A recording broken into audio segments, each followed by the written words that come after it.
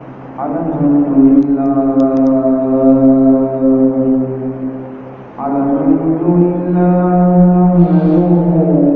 ونستعينه ونستغفره ونؤمن به ونتوكل عليه ونعوذ بالله من شرور أنفسنا ومن سيئات أعمالنا من يهده الله فلا مضل له ومن يضلل فلا هادي له ونشهد أن لا إله إلا الله وحده لا شريك له وأشهد أن محمدا عبده ورسوله أما بعد فأعوذ بالله من الشيطان الرجيم بسم الله الرحمن الرحيم الذين إن مكناهم في الأرض أقاموا الصلاة وآتوا الزكاة وعملوا بالمعروف ونهوا عن المنكر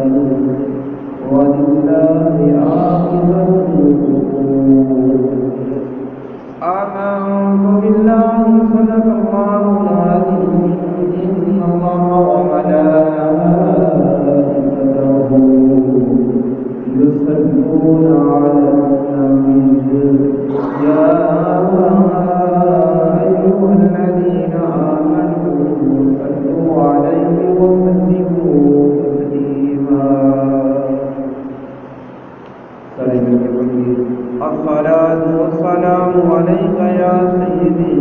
يا رسول الله وعلى آلك وصحبك يا سيدي يا حبيب الله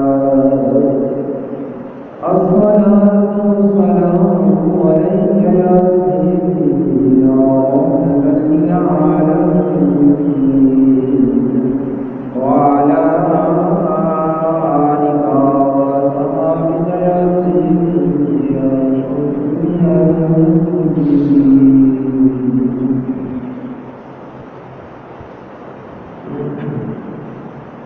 میرے لیے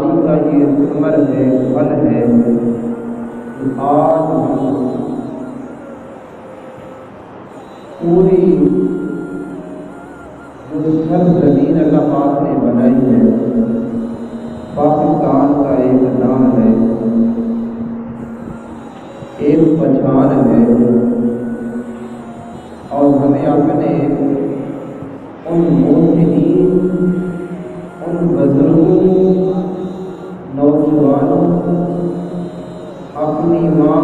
بیٹیوں کی قربانی کو یاد رکھنا چاہیے، اور جو قومیں اپنے بڑوں کو یاد رکھتی ہے تو کبھی پھر وہ شکست نہیں کھاتی۔ جو اپنے بڑوں کے احسانات کو بھلا دیتی ہے، اپنے ماضی کو بھول جاتی ہے، تو پھر بعض اوقات ناکامی ان کا مقدر بنتی ہے۔ تو اللہ پاک نے یہ جو ہمیں ملک پاکستان عطا کیا ہے، آج کی اس تلاوت کے اندر، آیت کے اندر، اللہ کے فرمان کے اندر اللہ پاک نے ہمیں کیا حکم فرمایا ہے کہ جس قوم کو، خاص طور پہ مسلمانوں، ایمان والوں کو اللہ ملک عطا کرے، اس کے بعد اس ملک کے اندر جو قانون ہے، جو ذمہ داری ہے، اس کو کس قانون کے ساتھ چلانا چاہیے۔ حکمرانوں کی، عوام کی کیا ذمہ داری بنتی ہے؟ ہم نے ملک تو حاصل کر لیا، لیکن جس نظریے پہ کیا تھا اس نظریے کو ہم بھول گئے۔ اللہ پاک نے فرمایا الذین ان مکناہم، وہ لوگ جن کو ہم ملک عطا کریں، زمین عطا کریں، متمکن بنائیں، جن کو جگہ عطا کریں، ان مکناہم، ان کو قوت دے، طاقت دے، کہاں؟ فی الارض، زمین میں،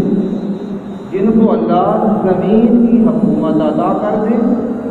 جن کو اللہ ملک عطا کر دے، ان کو یہ قوت طاقت عطا کر دے، تو فرمایا زمین کے اندر تو ان کی ذمہ داری کیا بنتی ہے اور ان کے فرض کیا بنتی ہیں؟ تو فرمایا سب سے پہلے اقام الصلاۃ، فرمایا نماز کو قائم کریں، حکمران بھی نماز کو قائم کریں، عوام بھی نماز کو قائم کریں، نماز کی پابندی کریں۔ پہلی ذمہ داری یہ بنتی ہے ہمارے ملک کا جو قانون ہے، جو اللہ نے ہمیں عطا کیا ہے، کوئی شرابی، کوئی زانی اور کوئی سود پرست، سود کھانے والا، شراب پینے والا، زنا کرنے والا، جھوٹ بولنے والا حکمران نہیں ہو سکتا۔ تو اللہ پاک نے فرمایا کہ اے لوگوں، تم کو اللہ نے عزت عطا کی ہے اور تمہارا کام کیا بنتا ہے؟ اقام الصلاۃ، فرمایا کہ نماز کو قائم کریں۔ اور اس کے بعد دوسرا حکم کیا ہے؟ وآتوا الزکاۃ، اور امیر لوگوں سے جن کے اوپر زکوٰۃ فرض ہے، فرمایا ان سے مال لے کر پھر وہ لنگر خانے بنائے جائیں، غریبوں کی مدد کی جائے، غریبوں کے ساتھ ہمدردی کی جائے، اور جہاں غریبوں کا حق ہے انہیں دیا جائے۔ تو فرمایا وآتوا الزکاۃ، اور زکوٰۃ لے کر غریبوں کے اندر تقسیم کریں۔ آگے اللہ پاک نے فرمایا وَأَمَرُوا بِالْمَعْرُوفِ، اور اچھی باتوں کا حکم دیں، اچھی باتوں کا حکم دیں، وَنَهَوْا عَنِ الْمُنکَرِ، اور جو بری باتیں ہیں، برے کام ہیں، اور ان سے روکیں، اچھائی کو کھلائیں، نیکی کو کھلا دیں اپنے ملک کے اندر، اور جو برائیاں ہیں انہیں مٹاتے جائیں، انہیں ختم کرتے جائیں۔ یہ کس کا کام ہے؟ جس کو اللہ ملک عطا کرے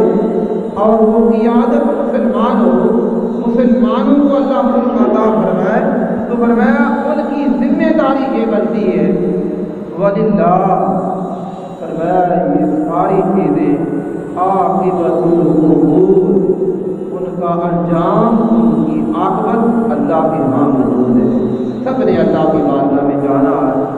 تو یہ ہے ہماری ذمہ داری، ہماری حکمرانوں کی ذمہ داری اور عوام کی ذمہ داری اور ہماری ذمہ داری علماء کی ذمہ داری، فرمایا اس کے اندر کچھ چیزیں ہیں جو حکومت کے فقط ہوتی ہے، ان کے پاس طاقت ہوتی ہے، فرمایا وہ طاقت سے ان قوانین کو نافذ کریں۔ ان کو اللہ نے قوت دی ہے، فوج ان کے محتاج ہے، ادارے ان کے محتاج ہے، پولیس ان کے محتاج ہے، تو فرمایا کیا ہے کہ ان چیزوں کو اپنے ملک کے اندر نافذ کریں اور وہ قوت اور طاقت کے ساتھ کریں۔ اور جو علماء ہیں وہ زبان سے، فرمایا غیر سے، نصیحت سے، تقریروں سے، کتابوں سے عوام کو آگاہ کریں، یہ علماء کا حق بنتا ہے۔ اور عوام کا حق کیا ہے؟ فرمایا ہر بری چیز کو دل کے اتخاذ نفرت کرے، جو برے کام ہوں، برے فعل ہوں، عوام اس کو برا جانے اور ان کے ساتھ لگاؤ اور محبت نہ کرے، یہ عوام کا حق بنتا ہے۔ اب جس وقت اللہ پاک نے یہ ملک کا نظریہ پیش کیا گیا کہ دو قومی نظریہ، کیا ایک خطے کو اس خطے سے الگ کرنا تھا نماز کے لیے، قرآن کے لیے اور روزہ کے لیے، زکوٰۃ کے لیے؟ نہیں، آج جو ملک کے اندر مساجد بھی ہیں، اس ملک کے اندر نمازیں بھی ہوتی ہیں، اس ملک کے اندر جمعے بھی ہوتے ہیں۔ یہ دو قومی نظریے کا پیغام نہیں، یہ دو قومی نظریہ کا مقصد نہیں کہ ہاں کہ ہم مسجد بنا کے بیٹھ جائیں گے اور ہم مسجد کے اندر نماز پڑھیں گے اور ہم جو اللہ ہمیں مال دے گا اس کی زکوٰۃ نکالیں گے اور اسی طرح ہماری گاڑیاں ہوں گی اور ہماری کوٹھیاں ہوں گی، ہمارے کھیت ہوں گے، پر میں یہ مقصد نہیں۔ کھیت تو وہاں بھی مسلمانوں کے ہیں، زمینیں بھی وہاں ہیں ہندوستان کے اندر، کاروبار مسلمان بھی وہاں کرتے ہیں اور مدرسے بھی وہاں طلباء پڑھتے ہیں۔ ہمارے دو قومی نظریے کا مقصد یہ نہیں تھا۔ اور جو نعرہ ہے پاکستان کا مطلب کیا؟ لا الہ الا اللہ محمد رسول اللہ۔ ہماری مساجد کے اندر بھی نظام مصطفیٰ نظر آئے گا، ہمارے محلوں کے اندر بھی نظام مصطفیٰ نظر آئے گا، ہماری اسمبلیوں کے اندر بھی اللہ کا قانون نظر آئے گا، ہماری عدالتوں کے اندر بھی اللہ کا قانون نظر آئے گا۔ ہمارا مقصد تو یہ تھا، ہم نے تو ملک کو اس خاطر اس نظریے سے حاصل کیا تھا۔ ذرا اس ملک کی تاریخ پڑھ کے دیکھیں، 1857 کے اندر اس پاکستان کی تاریخ چلتی ہے۔ پاکستان کو حاصل کرنے کے لیے، پاکستان کو لینے کے لیے، پاکستان بنانے کے لیے تو 1857 کے اندر یہ تاریخ چلی اور پاکستان کب بنا؟ 1947 کے اندر، 14 اگست 1947 کے اندر، اور تقریباً 1 صدی بنتی ہے، کچھ سال کم ہے۔ تو ہمارے مسلمانوں نے کتنی قربانیاں دی، تاریخ کو کھا کے دیکھیں، پڑھ کے دیکھیں، تقریباً 1.25 کروڑ مسلمان جن کی شہادت ہوئی پاکستان بننے تک، اور تقریباً 1.25 لاکھ جس وقت یہ ملک پاکستان بنا ہے، اور اس وقت 1.25 لاکھ ہماری بیٹیاں سکوں نے اٹھائیں اور اپنے گھروں کے اندر لے گئے۔ اور اسی طرح جو مورخ ہیں، جو لکھتے ہیں، فرمایا کہ جس راستے سے آتے اس راستے سے اگر کنواں آتا تو ان کے اندر لاشوں کی گنجائش باقی نہیں تھی۔ جو بزرگ ہیں ان سے پوچھے، جنہوں نے پاکستان کو بنتے ہوئے دیکھا اور جنہوں نے وہاں ہندوستان کی سرزمین سے ہجرت کر کے پاکستان کے اندر آئے، ان سے پوچھے۔ اور ایک مورخ لکھتا، فرمایا کہ ایک دریا تھا اور اسی پاکستان کی طرف اس کا رخ تھا، ہم اس وقت دریا کے قریب ہے تو ہم نے دیکھا کہ لوگ تر رہے ہیں۔ فرمایا ایک میں نے لکڑ اٹھائی، اس لکڑ کے اوپر یہ تر رہے ہیں تو میں بھی تیرتا ہوا ان کے ساتھ مل جاؤں۔ تو فرمایا جب میں ان کے قریب پہنچا وہ ساری کی ساری لاشیں، فرمایا کوئی زندہ آدمی نہیں تھا۔ اور ایک بزرگ لکھتی ہیں کہ فرمایا میرے بیل تھے اور اس وقت میں پاکستان کی طرف آنے لگا تو میں نے انہوں کو جا کے کھیت کے اندر چھوڑا، ان کی پشت کے اوپر ہاتھ پھیرا۔ آگے وہ کہتی ہے کہ اس بیل نے مجھے میری طرف دیکھا، ہم چھوڑ کے واپس آ گئے۔ تو فرمایا میری والدہ تھی، میں نے اپنی والدہ کو، وہ کمزور تھی، اسے کاندھوں پہ اٹھا کے لے کر آ رہا تھا تو کیا دیکھتا ہوں ایک نوجوان لڑکی ہے وہ بھاگ رہی ہے اور اس کے پیچھے نوجوان ایک سکھ لگا ہوا ہے۔ فرمایا وہ نوجوان لڑکی اپنی عزت کو بچانے کے لیے ایک مکان کی چھت کے اوپر چڑھتی ہے اور وہاں سے اس نے چھلانگ لگائی اور نیچے آ کے اس کی دونوں لاتیں اور دونوں ٹانگیں ٹوٹ گئی۔ تو جس وقت اس نے مجھے دیکھا اور کہنے لگی کہ میں بھی مسلمان خاتون ہوں، کیا مجھے چھوڑ کے چلے جاؤ گے؟ تو میں نے وعدہ کیا نہیں، آپ کو چھوڑ کے نہیں جائیں گے، لے کر جائیں گے۔ تو میں اپنی والدہ کو اٹھاتا اور کچھ فاصلے پہ اسے بٹھا کے پھر اس کی طرف آتا۔ دوستوں، نوجوانوں، یہ پاکستان ایک خون سے، شہیدوں کے خون سے وجود میں آیا ہے۔ آج ہم نے پاکستان کی عزت کرنا چھوڑ دی ہے۔ یہ موٹر سائیکل کی وہ نکال کر اور شور و شرابہ بازار کے اندر اور نوجوان، کیا یہ آزادی ہے؟ اور اس کو ہم نے آزادی کے طور پہ منانا ہے؟ ذرا اپنے بزرگوں کی یہ پاکستان اور ہندوستان کی تاریخ پڑھ کے دیکھیں، پوری دنیا کے اندر ایسی ہجرت آپ کو نظر نہیں آئے گی، ایسی ہجرت آپ کو نظر نہیں آئے گی۔ اور جو پاکستان، وہاں سے پاکستانی اٹھ کے یہاں آئے اور اپنے کاروبار چھوڑے، کھیتوں کو چھوڑا، زمینوں کو چھوڑا اور اپنے عزیز و اقارب کی، دوستوں کے قبروں کو، مزارات کو چھوڑا۔ آج ہر آدمی کا دل چاہتا ہے جس کا والد ہے میں اپنے والد کی قبر کی جا کے اوپر فاتحہ پڑھ گیا ہوں، ہم قبرستان میں چلے جاتے ہیں، والدہ کی قبر کے سرانے کھڑے ہو جاتے ہیں۔ ذرا ان سے پوچھیں جن کے خاندان ہندوستان کے اندر دوستوں کے آباد تھے،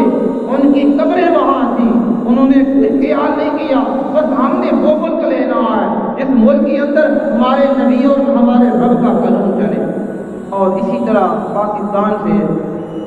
ہندوستان سے کچھ تاجر ہے اور اولیاء کا اس کے اندر بڑا کردار ہے، اللہ کے ولیوں نے بڑا کردار ادا کیا ہے۔ لال شہباز قلندر اور عبداللطیف بٹائی رحمۃ اللہ تعالی سندھ کے اندر ایک تاجروں کا وفد آیا ہندوستان سے سندھ میں، تو ان کے ساتھ ایک نوجوان لڑکی بھی تھی۔ تو آپ نے ایک نام سنا ہے راجہ دہر ہند، یہ سندھ کے اندر یہ آباد تھا۔ اس نے اس بچی کے اوپر حملہ کیا، اسے لوٹنے کی کوشش کی۔ اس بیٹی نے، نوجوان اس بیٹی نے کیا کیا، ایک خط لکھا عرب کی سرزمین کی طرف۔ جو حجاج بن یوسف اس وقت یہ امیر تھے، انہوں نے اپنا بھتیجا محمد بن قاسم ایک اس بیٹی کے خط پر پہنچے، نہ سمندروں کو دیکھا، نہ دریاؤں کو دیکھا، نہ سفر کو دیکھا، بس حجاج بن یوسف نے کہا ہے کہ ہماری یہ ذمہ داری ہے، اگر کوئی خاتون ہمیں پکارے اور اس کی پکار پہ نہ پہنچے تو کل قیامت کے دن اللہ کو کیا جواب دینا۔ تو اپنے بھتیجے، یہ تابعی رسول حضرت محمد بن قاسم تابعی رسول ہے، عمر کتنی ہے؟ 17 سال ہے، 17 سال کے نوجوان ہیں، محمد بن قاسم سندھ کے اندر آتے ہیں، اس ایک عورت کی پکار پہ آتے ہیں۔ آج دوستوں کے ذرا اپنے آپ کو دیکھیں، ہماری کوئی ذمہ داری بنتی ہے یا نہیں بنتی، ہمارا کوئی کردار بنتا ہے یا نہیں بنتا۔ اور محمد بن قاسم تو ایک عورت اور ایک لڑکی کی پکار کے اوپر آئے اور ہم خود ہی دوستوں کے چاقو بن گئے اور خود ہی شیطانی کاموں کے اندر مبتلا ہو گئے۔ اور آج ہمارا محلہ ہم سے محفوظ نہیں، ہماری برادری ہم سے محفوظ نہیں، ہمارا ملک ہم سے محفوظ نہیں، کیا اس لیے ہم نے ملک کو حاصل کیا تھا؟ اور اسی طرح اس وقت یہ دو قومی نظریہ حضور کی بارگاہ میں مشرکین مکہ آ گئے اور حضور علیہ الصلوۃ والسلام سے کہنے لگے کہ تمہارا اور ہمارا یہ جھگڑا ختم ہو جائے گا۔ آپ نے فرمایا وہ کیسے؟ فرمایا اس طرح کریں،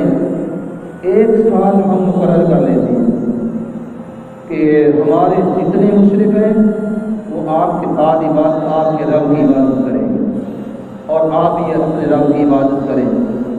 تو 1 سال جب دوسرا سال آئے گا پھر آپ بھی اور ہم بھی ہمارے بزرگوں کی پوجا کریں گے۔ تو جس وقت یہ وہ نظریہ لے کر آئے تو حضور علیہ الصلوۃ والسلام کی طرف اللہ پاک نے حضرت جبریل امین کو بھیجا اور فرمایا یا رسول اللہ صلی اللہ علیہ وسلم، یہ سورۃ نازل ہوئی،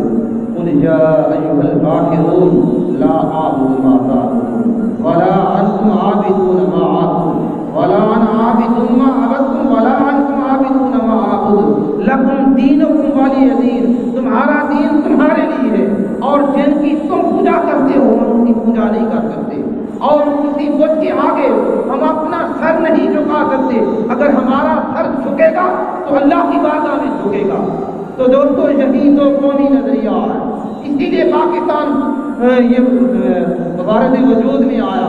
اور اسی لیے پاکستان کو حاصل کیا تھا۔ اس ملک کے اندر جو قانون ہوگا وہ اللہ کا قانون، ہمارے نبی کا فرمان ہوگا۔ تو دوستو آج حکمران اس کے خلاف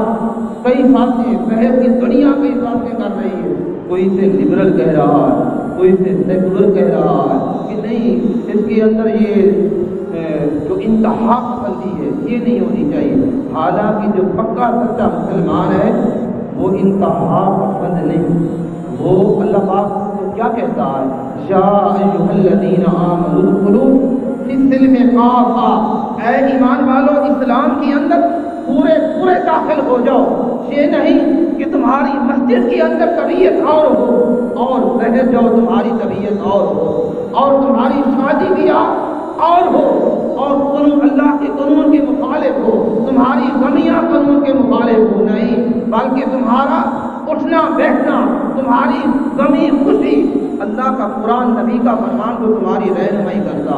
تو اس لیے دوستو اگر آج ملک کے پاس ہماری بد قسمتی یہ ہے کہ ہمیں دینی قیادت ملک کی نہیں مل سکی، اگر اس ملک کے اندر نظام مصطفیٰ اس وقت سے نافذ ہوتا تو آج پاکستان پوری دنیا کے جو مسلمان ہیں اور ان کی رہنمائی کر رہا ہوتا، اور انشاءاللہ یہ وقت آئے گا اور اگر ہم نہیں دیکھیں گے تو آنے والی نسلیں اس کو ضرور دیکھیں گی۔ اور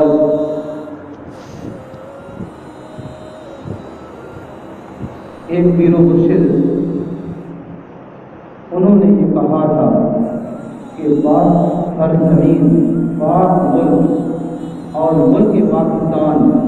اس ملک کے اندر ایک وقت ایسا آئے گا کہ پوری دنیا کے حکمران ان سے پوچھ کے چلے گئے کہ کیسے چلنا۔ آج پاکستان دوستوں کے حکمرانوں کی طرف نہ دیکھیں، بس اللہ کی بارگاہ میں دعا یہ کریں، اللہ اس کو ایسی قیادت عطا فرما،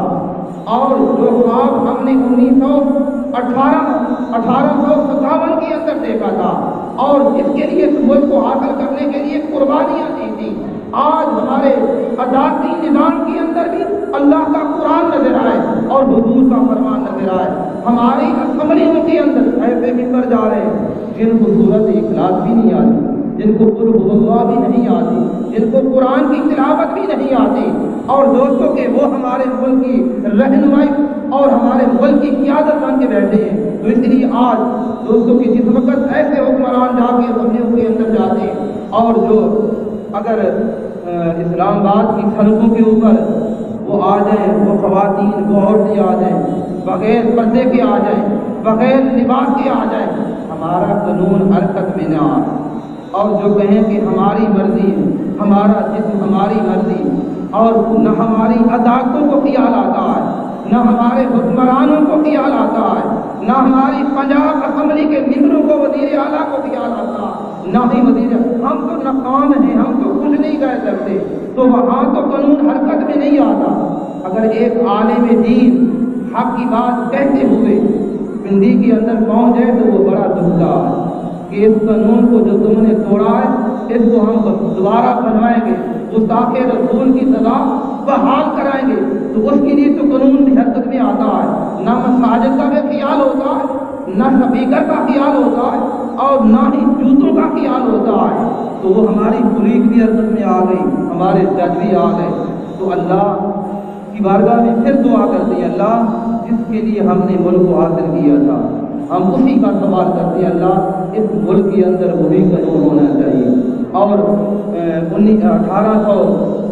1925 کے اندر سید مراد آبادی شاہ صاحب رحمۃ اللہ تعالی ان کی تاریخ کو پڑھ کے دیکھیں، پیر جماعت علی شاہ صاحب اور ان کے نظریے کو پڑھ کے دیکھیں، اور اعلیٰ حضرت امام محمد رضا خان قادری بریلوی ان کو پڑھ کے دیکھیں کہ ان کی قربانیاں کیا ہیں۔ پاکستان ایسے وجود میں نہیں آیا، اور جس وقت تقریباً آیا کہ 16 کروڑ مسلمان انہوں نے اپنی شہادتیں دے کر اس ملک کو حاصل کیا۔ آج نوجوان کو شامل ہو، آج وہ موٹر سائیکل کی وہ سلنسر نکالتا ہے، موٹر سائیکل کے اوپر بیٹھتا ہے اور لباس پہنتا ہے، اور وہ خیال ہے کہ یہ ملک اس کے لیے کیا ہے۔ ان لوگوں نے قربانیاں دی ہیں، ان ہماری ماں بہن بیٹیوں نے قربانیاں دی ہیں۔ ایک ہندوستان کے عالم دین لکھتے ہیں، ایک اور بچہ اٹھا کے میرے پاس ہے، تو شکل صورت کے اندر مجھے کہ جس طرح کے سکھ برادری ہے اس طرح کے ان کی خطون لگے، تو میں نے اسے کہا کہ آپ مسجد میں نہ آئیں، مسجد اللہ کا گھر ہے، پاک ہے، تو آپ سکھ کے ساتھ تعلق رکھیے۔ اس عورت کی نوجوان بیٹی سے آنکھوں کے پر وہ رونے لگی، کہنے لگی میں نہ پاک نہیں تھی نہ پاک بن چکی ہوں، پر میں جو 1.25 لاکھ جن مسلمان کی بیٹیوں کو سکھوں نے اٹھایا تھا میں بھی انہیں کے اندر شامل ہوں، میرا نام زرینہ، آج میں سکھوں کے بچوں کی ماں ہوں۔ پر میں جس وقت والے میں نہیں لکھ دی کہ میں نے سنا تو میری آنکھوں میں آنسو آ کے میں نے اسے کہا بھی بیٹی اگر آپ چاہیں تو آپ کو پاکستان کے اندر پہنچا دیں۔ تو وہ عورت رونے لگی، کہنے لگی نہیں، بلکہ پاکستان پاک ہے، میں ناپاک ہوں، میں اس کے اندر قدم رکھنا نہیں چاہتی۔ یہ تو قربانیاں ہیں، اور پاکستان کا قومی نظریہ پڑھ کے دیکھیں، آج اس کے خلاف بڑی سازشیں ہیں، یہ سیکولر ہونا چاہیے، یہ لبرل ہونا چاہیے، انتہا پسند نہیں ہونا چاہیے۔ تو پاک سرزمین اس کا ترانہ تو پڑھے جو عبدالحفیظ جلندری نے اس کا یہ ترانہ لکھا ہے، پاک سرزمین شاد باد، پاک سرزمین جو پاک ہوتا ہے وہ ناپاک نہیں ہوتا، پاک سرزمین شاد باد، اللہ تجھے آباد رکھے، کشور حسین شاد باد، کہ تو کتنی حسین ہے، کتنی خوبصورت ہے۔ اور اس کے اندر حضور کی دعا ہے، ہندوستان کی طرف پاکستان کی طرف دعائیں ہیں اللہ کے نبی کی، اور حضور علیہ الصلوۃ والسلام ہندوستان کی طرف بٹن کھول کے ہوا لیتے تھے اور کہتے تھے کہ میرے پیاروں کی یہاں سے محبت کے وہ سانس آتے ہیں، تو نشان عزم عالی شان۔ دوستو ایک یہ جو قربانی ہے ہمارے بزرگوں کی اور جو ان کا عزم تھا، علامہ اقبال 1930 کے اندر جو انہوں نے خواب دیکھا تھا، اور قائد اعظم محمد علی جناح، پھر ان کو حالانکہ یہ کانگریس کے ممبر ہیں، قائد اعظم محمد علی جناح یہ کانگریس کے ممبر ہیں، ان کو ہٹایا کہ ان کے اندر رہ کے ہم کچھ نہیں کر سکتے، آپ نکل آئے ان سے۔ تو پھر قائد اعظم محمد علی جناح بھی اور حضرت مجدد الفانی اور یہ بزرگ حضور داتا علی حجویری اور خواجہ غلام فرید گنج شکر اور خواجہ معین الدین اجمیری، اور اسی طرح جو لال شہباز قلندر سندھ کی سرزمین کے اندر، اور عبداللطیف بٹائی، ان کی قربانیاں ہیں، اور انہوں نے تو نشان عزم عالی شان کہ انہوں نے جو عزم کیا نہیں ہم نے پاکستان کو حاصل کر کے رہنا۔ اور لکھتے ہیں مورخین اس وقت 1947 کے اندر 12:05 اوپر یہ اعلان ہوا کہ ریڈیو پاکستان سے یہ ریڈیو پاکستان ہے، 1947 کے اندر 12:05 کے اوپر یہ اعلان ہوا۔ تو تو لوگ گھروں سے باہر نکلے خوشی کے عالم کے اندر۔ اللہ نے ہمیں یہ پہلا کہ یہ پاکستان ریڈیو پاکستان ہے، تو اس وقت خوشی کی انتہا نہ رہی کہ ہمیں جو ہماری قربانیاں تھیں آج ان کا ثمر ہمیں مل چکا ہے۔ تو دوستو اسی طرح اس جو پاکستان کا یہ قومی ترانہ ہے، جو حاکم کوئی انسان اگر اس کے خلاف ہوتا ہے اسے کہیں کہ آپ پہلے پاکستان کا قومی ترانہ پڑھیں، اس کے اندر تمہارا نظریہ کیا تھا، ہمارے بڑوں کا نظریہ کیا تھا، اور فرمایا عرض پاکستان مرکز یقین شاد باد، ان کو کامل یقین تھا کہ نہیں، جس کے لیے اللہ کسی کی محنت کو ضائع نہیں کرتا، آپ اس طرح کی محنت کریں اللہ آپ کی محنت کو ضائع نہیں کرتا۔ اگر علامہ اقبال نے محنت کی ہے، قائد اعظم محمد علی جناح نے محنت کی ہے، اور سید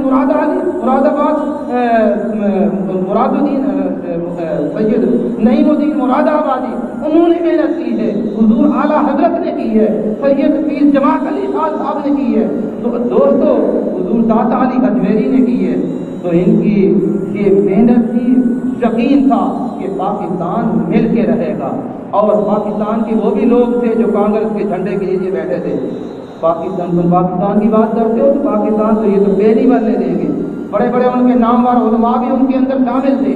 اور ان کے بڑے نام آج بھی لیے جاتے ہیں، لیکن وہ کہتے تھے کہ نہیں، پاکستان تم کہتے ہو پاکستان بن کے رہے گا، لیکن پاکستان کی پے نہیں بنے گی۔ اور جس وقت پاکستان بنا تو پھر وہ لوگ شرمندہ ہوئے۔ تو آگے اللہ پاک نے کیا پھر اس ترانے کے اندر کیا ہے، پاک سرزمین کا نظام،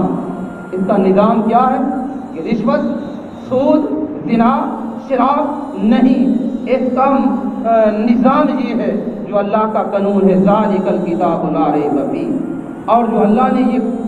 قرآن دیا ہے یہ اس کا نظام ہے، جو حضور کا فرمان ہے وہ اس کا نظام ہے، پاک سرزمین کا نظام، قوت اخوت عوام، یہ قوت بھی جو اسلام کے جو اسلام ہے اس کے مقابلے کے اندر کوئی نہیں آتا۔ میں آپ کو ایک مثال دیتا ہوں، یہ افغانستان کی، کہ وہ حکومت ان کی تھی دوسرے مسلک کی، لیکن کچھ عرصے کے لیے آئی تو انہوں نے اسلامی قانون کو نافذ کیا، تو اخبارات کے اندر یہ آتا اگر رات کے اندھیرے کے اندر بھی خاتون اگر سونا اٹھا کے اپنے سر کے اوپر بھی وہ چلتی جائے تو اس سے لوٹنے کے لیے، اس کے قریب آنے کے لیے تیار نہیں تھا۔ یہ اسلام کا قانون ہے، یہ قرآن کا قانون ہے۔ تو فرمایا آگے، قوم، ملک، سلطنت، پائندہ، تابندہ باد، شاد باد، منزل مراد، ہماری منزل صرف ملک نہیں تھا، ہماری منزل صرف یہ سرزمین نہیں تھی، ہماری منزل اللہ کا قانون تھا، حضور کا فرمان تھا، یہ ہماری منزل ہے۔ کہ آج بھی دوستوں کے علماء اور علماء حق اس کے اندر کوشش کر رہے ہیں، اور آپ بھی کوشش کریں اپنے گھر کے اندر تو کم از کم اس قانون کو لے آئیں۔ اور جو تیسرا اس کا پرچم ستارہ و ہلال، رہبر ترقی و کمال، فرمایا ترجمان ماضی شان حال، فرمایا یہ جو پرچم ہے ستارہ، یہ جو ستارے ہیں اور جو چاند ہے یہ تمہیں پیغام دیتا ہے ایک منزل کا، ایک کامیابی کا۔ لوگوں چلتے رہو، محنت کرتے رہو اور روشنیاں اسی طرح آئیں گی تمہارے پاس۔ تو فرمایا رہبر و ترقی، فرمایا تمہاری رہنمائی کے لیے رہبر و ترقی و کمال، اللہ تمہیں پھر عروج دے گا جب تم محنت کرتے جاؤ گے۔ فرمایا یہ چاند کو دیکھے، ستاروں کو دیکھے، اور ایک تو بادشاہ کے بارے میں آتا ہے غالباً کے سلطان محمود غزنوی، وہ بیٹھے ہیں حملے کرتے ہیں، آگ جاتے ہیں، اور ایک وہ مکڑیا کو دیکھتے ہیں اور وہ بار بار گرتی ہے، پھر اٹھتی ہے، پھر گرتی ہے۔ تو اس نے دیکھا کہ یار یہ پھر آخر میں اپنی منزل کی طرف رواں دوا ہے، اسے اللہ نے کامیابی دی۔ فرمایا اے محمود تو انسان ہے، تو محنت کر، اپنی فوج کو حکم دیا تو پھر کامیابی، اللہ نے ان کے قدم چومے۔ تو فرمایا ترجمان، فرمایا ماضی شان حال، یہ جو ہمارے بزرگوں نے جو قربانیاں دی ہیں ان کو یاد رکھنا، اپنے محسنین کو یاد رکھنا ہے، بڑوں کو یاد رکھنا ہے، ہماری جو ماؤں بہن بیٹیوں نے اپنی عزت کو بچاتے ہوئے اپنی جان کی قربانی دی، ان کو یاد رکھنا ہے۔ اور یہ خون سے تر ہے، فرمایا جان کی استقبال، پھر تمہیں اللہ جان بھی دے گا، تمہارا ماضی بھی خوبصورت ہوگا۔ تو آگے کیا ہے؟ سایہ خدائے ذوالجلال، اللہ کا سایہ اس کے اوپر ہے، اللہ کی رحمت اس کے اوپر ہے، اللہ کی مہربانی اس کے اوپر ہے۔ اور جو بھی اس کے ساتھ غداری کرتا ہے، چاہے کوئی حکمران ہو چاہے عوام ہو، جو بھی غداری کرتا ہے اور ایک دن دوستو وہ ذلیل و خوار ہو کے یہاں سے نکلتا ہے۔ تو جس نے اس کے ساتھ وفاداری کی، سلطان ہارون رشید جس وقت یہ مصر کی سرزمین کو فتح کیا، تبیان القرآن کے اندر اس کو مولانا غلام سعید صاحب نے اس کی تعریف کی، یہ واقعہ لکھا، 17ویں سورۃ الحج کے اندر کیا اس معتاد لکھا۔ تو فرمایا کہ جس وقت اس مصر کو فتح کیا تو مصر کا تخت تھا جس کے اوپر فرعون بیٹھتا تھا، آپ نے سب سے پہلے وضو کیا اور اس تخت کے اوپر جا کے سجدہ کیا۔ فرمایا بلند آواز کے ساتھ پڑھنے لگا، سبحان ربی الاعلیٰ سبحان ربی الاعلیٰ سبحان ربی الاعلیٰ، اور دیر تک پڑھتے رہے۔ اس وقت اس سے سر اٹھایا تو جو قلین اس تخت کے اوپر بچھا ہوا تھا، فرمایا آنسوں سے تر تھا۔ تو آپ کے دوست احباب پوچھنے لگے، سلطان رشید ہارون کیا سبب ہے کہ آپ اتنا روئے کہ یہ قلین تر ہو گیا؟ تو سلطان نے کیا جواب دیا؟ فرمایا کہ اسی تخت کے اوپر اور ایک فرعون کا باپ، اور وہ یہاں اس تخت کے اوپر بیٹھ کے اپنے آپ کو کہتا تھا انا ربکم الاعلیٰ، میں خدا ہوں، میں اسی تخت کے اوپر بیٹھ کے اللہ کی بارگاہ میں عاجزی پیش کر رہا ہوں، اللہ یہ تخت بھی تیرا ہے، شان بھی تیری ہے، اور میں عاجزی ان کی ساری اسی لیے پیش کر رہا ہوں، میں تو ایک ادنا بندہ ہوں، تو اعلیٰ ہے، سبحان ربی الاعلیٰ، تو سب سے اعلیٰ ہے۔ میرے نوجوان دوستو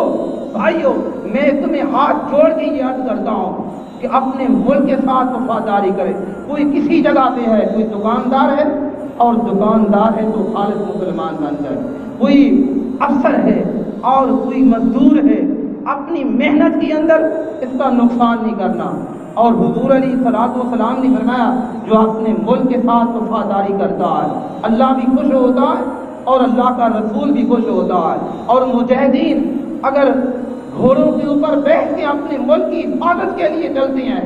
تو والعادیات ضبحا فالموریات قدحا، اللہ پاک قسم اٹھاتا ہے، فرمایا جو گھوڑوں کے سنگوں کے نیچے جو زمین اڑتی ہے اللہ اس کی بھی قسم اٹھاتا ہے۔ تو فرمایا ایک آدمی آرام کر رہا ہے یا تہجد پڑھ رہا ہے اور ایک مجاہد اپنی سرزمین اپنے ملک کی سرزمین کی حفاظت کرنے کے لیے فرمایا کہ وہ ساری رات جاگ رہا ہے۔ تو فرمایا اس کا عبادت کرنا تلاوت کرنا ایک طرف اور ملک کی حفاظت کرنا ایک طرف۔ حضور علیہ الصلوۃ والسلام نے فرمایا تھا اپنے ملک کی اپنے دین کی حفاظت تیروں کے ساتھ کی جائے، تو اس وقت وہ تیر تھے، آج آپ کا نظام وہ میزائل ہے پوری دنیا کے اندر، جس طرح کے میزائل اللہ پاک نے پاکستان کو عطا کیے ہیں، یہ جو ہمارے محسن ہیں اور ڈاکٹر عبدالقدیر ڈاکٹر ثمر مبارک، اللہ ان کی محنت کو اپنی بارگاہ میں قبول فرمائے۔ آج ان کی محنت کی وجہ سے